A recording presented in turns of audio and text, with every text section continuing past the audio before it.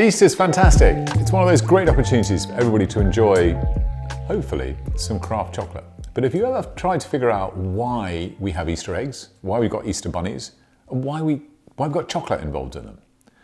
So the answer, we're not really completely sure. But we think it's a bit of misunderstanding and a bit of confusion. So people have been painting Easter eggs for literally tens of thousands of years. There's fragments of ostrich eggs being painted from 50,000 BC in parts of Africa. And Edward II used to give loads of his members of his court painted Easter eggs. And then Easter eggs somehow took off, again ostriches, with Louis XIV in his court, and at the same time in Italy, there's an extraordinary lady who basically would make eggs hollowed out and filled with chocolate. But it doesn't really explain, so why bunnies and why eggs and why does it all come together? The answer to this is a little bit strange, but what we think it may well be is that back in medieval times, there was an assumption that hares, again associated with this time of year, as they go boxing mad, reproduced by laying eggs. Now, this is probably a bit of a misapprehension, in fact, it's definitely a misapprehension, but the idea of Easter eggs, Easter bunnies, Easter hares, this is where it all seems to come from.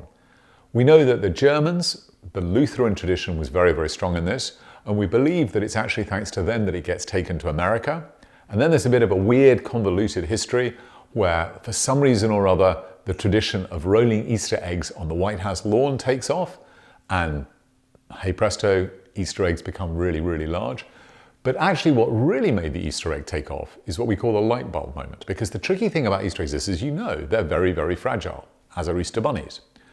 And the light bulb moment literally refers to a guy in the 1950s who realized that you could take the packaging which people were shifting light bulbs in and use that to put an Easter egg in, and it could safely be transported, but it could also showcase all the different colors from the foil.